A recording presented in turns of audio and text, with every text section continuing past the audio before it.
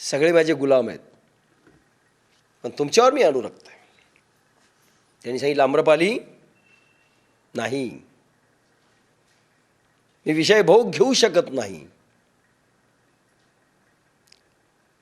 शेवटी तुझं सौंदर्य टेम्पररी आहे, जाणार आहे एकदाला याला. ती म्हणाली, महाराज मला शिष्या करून घ्या, योग्य वेळ येईल त्यावेळेस करील.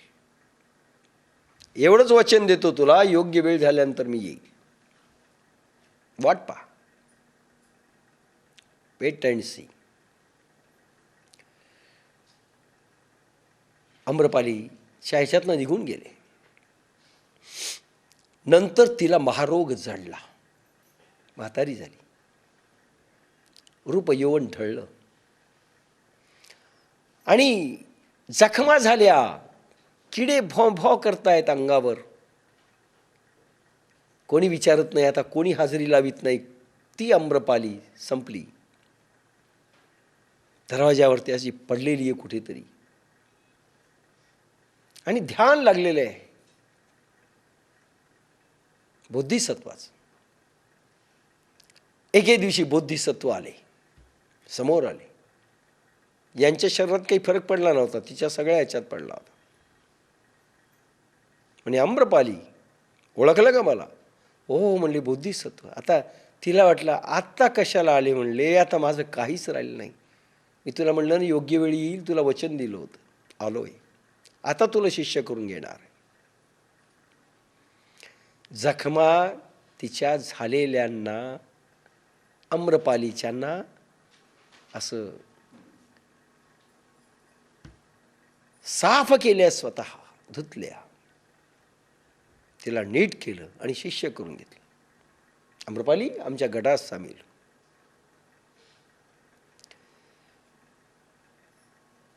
पुराणांतरी देखील कथा ते महानंदावेशीची. आपल्याकडे सगळ्यांना अलाउड. कानोपात्रा ही तर वेशच होती लेटेस्ट. कानोपात्राचे जे अभंग आहेत, विठ्ठलाची महान भक्त कानोपात्रा ही वेशा होती. आपल्याकडे रिजेक्ट नाही आहे कोणाला. तो कामना मात्रेण घेपे,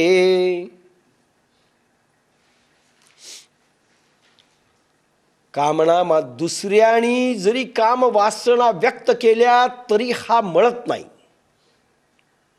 लक्षात घ्या. काही तर पळूनच जातात. भगवान येशू ख्रिस्त एका गावात गेले. त्या गावामध्ये फार मोठमोठी श्रीमंतही लोक होते आणि अतिशय गुंड, गरीब आणि अगदी वेश्या व्यवसाय चालू असणारा तो एक पार्ट होता तिकडचा. भगवान वेश्यांच्या याच्यात गेले आणि एका घरी थांबले. तिथल्या एका सावकाराला माहीत झालं हे भगवान येशू एका वेश्येच्या इथे आणि घाण महिल्यामध्ये. तिथलं गिऱ्हाईक, तिथलं त्यांचं बोलणं, अरे रे रे म्हणले. त्याला माहिती नसावं, कोणीतरी मिसगाईड केलं म्हणून हे स्वतः गेले काही लोक. महाराज आमच्याकडे चला, तुम्ही कुठे आलात? तुम्हाला कदाचित कोणीतरी मिसगाईड केलं, कल्पना नसेल तुम्हाला काय प्रकार इथे चालतो घाण. येशू ख्रिस्तानी म्हणे, मला माहिती आहे सगळं, तरी तुम्ही आलात? हो. आमच्याकडे तुम्ही येणार नाहीत? नाही. का? माझी आवश्यकता यांच्यासाठी आहे. अरे पेशंट आहेत माझे, यांना दुरुस्त करणं माझं काम आहे. They are the patient. कामना मात्रेण घेपे, काम वासनाच्या लहरीने लिडबिड झालेले काम, क्रोध, लोभ, मद, मोह, मत्सर जरी आजूबाजूला यांच्या वावरत असले तरी हे बाधत नाहीत, यांना काही होत नाही. नंबर 2, स्वतः जरी काम वासना निर्माण झाल्या, भगवान कृष्णासारख्या बायका केल्या किंवा काही असो, तरी यांना बाधत नाहीत. हे सर्वसाधारण माणसासारखा व्यवहार करतील, बायको करतील, पोरं काढतील, सगळं काही करतील, व्यापार करतील, नोकऱ्या करतील. कधी क्रोधी झालेले दिसतील, कधी लोभी असलेले दिसतील, काम क्रोध लोभ मद मोह मत्सर सगळ्या याच्यातनं ते दिसतील, तरी त्याच्यात ते लिडबिडणार नाहीत हे खात्री बाळगा.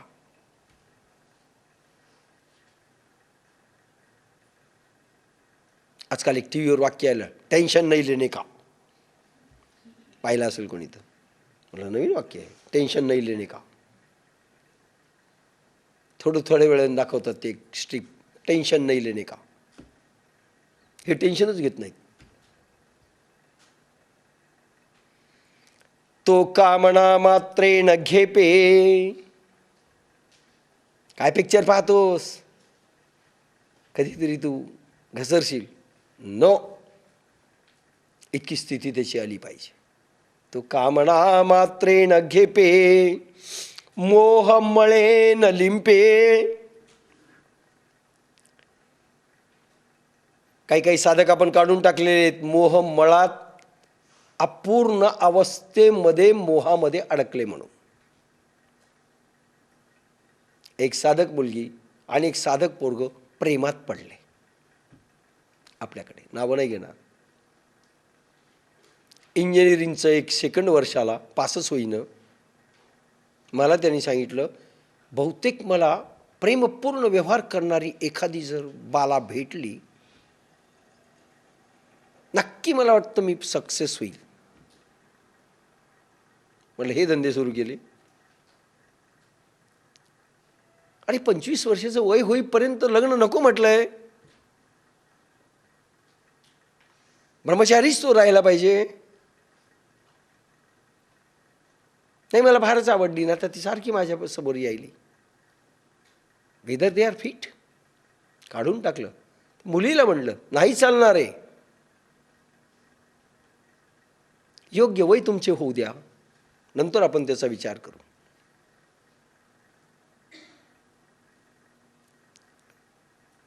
पंधरा वर्षाची लग्न करायचं म्हटलं तर कसं चालणार आहे. नाही ऐकलं, दोघांनाही आपण काढून टाकलं. मोहामध्ये अडकले, संपलं. राग द्वेष लोभ मद मोह मत्सर अशा जरी तुम्हाला त्या ते लोक तुमच्या आजूबाजूला असतील, किंवा तुम्ही जरी एखाद्या वेळेस कामी दिसलात, लोभी दिसलात, हे दिसलात, सगळं दिसलं, तरी तुम्हालाही ते अंतरी दृढ असल्यामुळे, अंतरी गूढ असल्यामुळे, परमात्मा अंतरात असल्यामुळे तुम्हाला ते बाधणार नाहीत. राग इमिजिएट जाईल. नोकरावर लागावं लागतं, सगळ्यावर लागावं लागतं, पण इमिजिएट गेला पाहिजे आणि करुणा जन्मली पाहिजे. असं असेल, असं झालं पाहिजे, तर तो ज्ञानेश्वरीचा भक्त. इथे तर काम वासनेचा तिटकारच येऊन टाकतात. याला नाव ठेव, त्याला नाव ठेव, त्याला नाव ठेव, त्याला. ती ज्ञानेश्वरी नाही. असं असलं पाहिजे. तो कामना मात्रेण घेपे. तो कर्मयोगी कोणतेही काम वासनेचा स्पर्श घेत नाही. बोधिसत्वासारखं होतं. कोणी काम वासनेचा जरी स्पर्श केला काही वाटणार नाही, आणि काही वाटू नये. स्पर्श केल्यानंतरही काही वाटू नये, आणि स्पर्श न करताही वाटणं फार अवघड आहे. काही पोरांना पोरगी पाहिली की मागे पळतात. काय सोंग आहे. अरे पोरींचा स्पर्श झाला तरी काही वाटू नये. राठोड गेला. ऑर्केस्ट्रा आमचा होता कॉलेजचा. मी मागासलेला विद्यार्थीच नव्हतो. अनेक पोरींचे ग्रुप सॉन्ग बसवलेले होते. वैजापूर गंगापूरला देखील कार्यक्रम केले. ऑर्केस्ट्राचा मेन हेड होतो. एका मुलीने सर्वात समोर असा गळ्यात हात घातला माझ्या.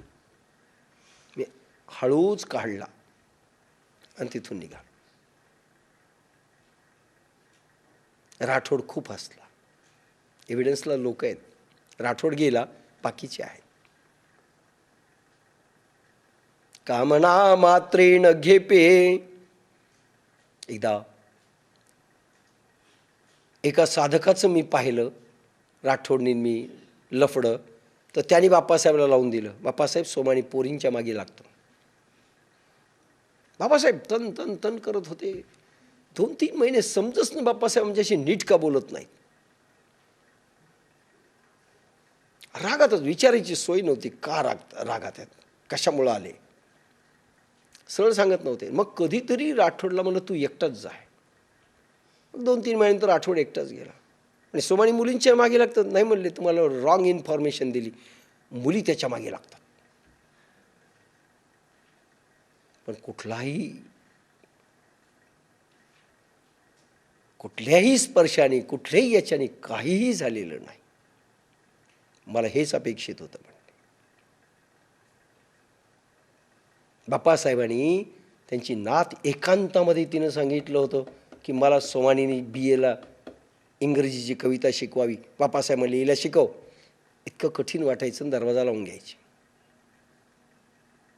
काही दिवसानंतर बाप्पासाहेबांनी सांगितलं, 15 दिवसानंतर तुझी परीक्षा घेतली.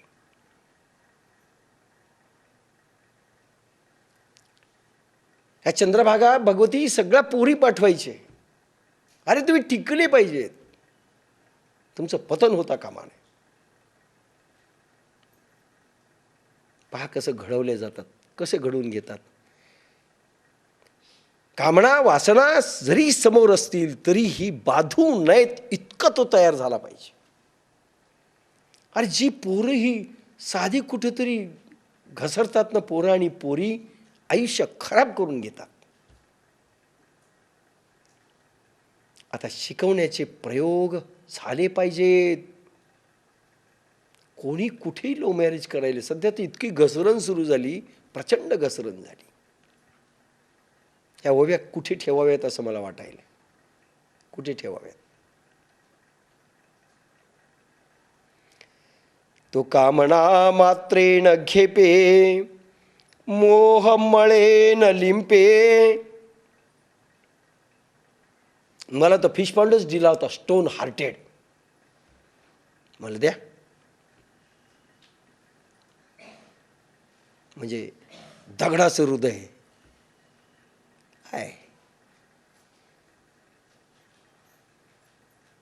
तो कामना मात्रेन घेपे, मोह मळेन लिंपे. जैसे जळी जळेन शिंपे पद्मपत्र. तो कर्मयोगी कोणत्याही कामवासनेचे स्पर्श घेत नाही. त्याला स्पर्श होत नाही, जरी स्पर्श बायांचा झाला तरी. एक साधूंची एक घटना सांगितली होती तुम्हाला. एक नवयवना, संध्याकाळची वेळ झाली, सुंदर होती तरुणी, आणि तिला पैल तीरावरती जायचं होतं. इकडे राहिली तर कठीण होतं, नदीला पूर आला होता. 2 संन्याशी पोरच, त्यांनाही नदी पार करायची होती. ती एकटी पाहून, आणि कोणी नाही पोहता येतं नाही, पण मला जायचं पैलतीराला, मी कसं जाऊ, नाव नाही. ठीक आहे, एक जण म्हणे माझ्या खांद्यावर बस.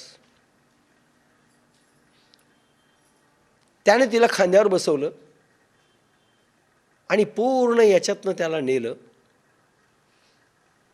पाण्यामधून आणि सोडून दिलं पैलतीराला. दुसरा जो होता, ज्याला स्पर्शच झाला नाही त्या पोरीचा, तो म्हणला मी गुरुजीला सांगतो, तुझं पतन झालं, तू पोरीला स्पर्श केला, आपण संन्यासी, स्पर्श करायचं नाही, वॉर्निंग दिलेली होती, आणि तू स्पर्श केलास. तो काहीच बोलला नाही. 1 नाही, 2 नाही, 3 नाही. ते गुरुजीची झोपडी येईपर्यंत हा बडबड बडबड बडबड बडबड करीत राहिला. आता तुला मी दाखवतो. हा काहीच बोलला नाही. हा शांत जाऊन बसला. हा गुरुजीला म्हणाला, पहा असं झालं, असं झालं, यांनी असं धरलं, तिला असं ठेवलं, असं अशी मानगुटीत तिला धरली, पुन्हा असं उतरविलं आणि पाठीवरून घेतलं. गुरुजी त्याच्याकडे पाहत राहिले आणि हा बिघडला म्हणले, त्याला स्पर्श झाला. ते म्हणे त्याने तर खांद्यावरून केव्हाच उतरून टाकली, पण तुझ्या जी आत घुसून बसली ना ती अजून निघणं म्हणले. लक्षात घ्या, वाक्य फार महत्वाचं आहे. त्यांनी खांद्यावरून केव्हाच उतरून टाकली, त्याच्या आता डोक्यातही तो विषय राहिला नाही. पण तुझ्या जो मनात घर करून बसलाय, स्पर्श न करताही घर करून बसलाय, असं हे महत्वाचं आहे. तुका म्हणा मात्रेण घेपे. आणि अनेक सुंदर नवयोडांच्या सहवासात विवेकानंद अमेरिकेमध्ये वावरले, कुठेही ढळले नाहीत. मोहमळे न घेपे, आणि मोहानी ग्रस्त होऊ शकत नाही.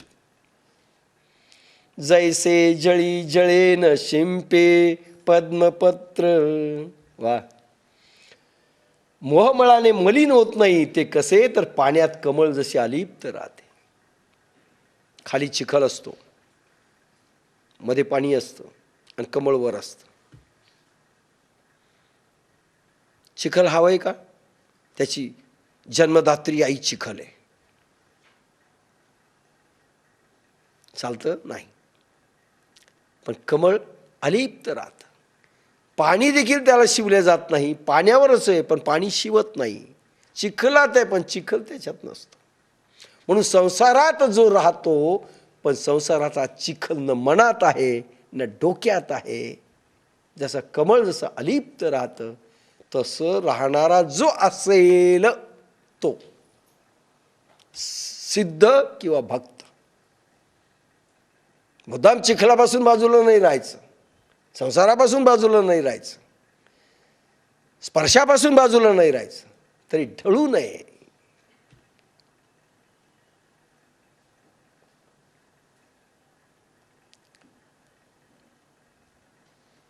जैसे जळी जळे न शिंपे पद्मपत्र, तैसा संसर्गा माझी असे, सकळा सारिखा दिसे, जैसे तोय संगे अभासे भानुबिंब. तसा तो सगळ्याच्या सहवासात असतो. पहा, सगळ्यांच्या सहवासात राहा. इथे सहवास रिजेक्ट केलेला नाहीये. काही काही महाराज तर खटकन उठून जातात. नो संपर्क. तो का तैसा संसर्गा माझी असे, सकळा सारिखा दिसे. वेगळं